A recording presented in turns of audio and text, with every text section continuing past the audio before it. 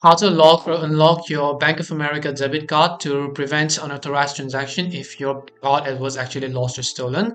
Hey everyone, welcome back to our channel Help Deck. In this video, I'll show you how you can block your card from making any unauthorized transaction if you happen to lose it if someone stole your card. So make sure to watch the video till the very end. Now, first of all, what you want to do is just log into the mobile banking application. Then you can access this feature by clicking on the menu option from the top left hand side of the screen. Then just choose the option called Manage Debit or Credit Card over here. Once you tap on Manage Debit or Credit Card, select the debit card that you wish to log by swiping left, and once you've selected the right card on this list, just choose the option called Lock. Now read over the terms and conditions and then just click on the Lock Card button from the bottom right.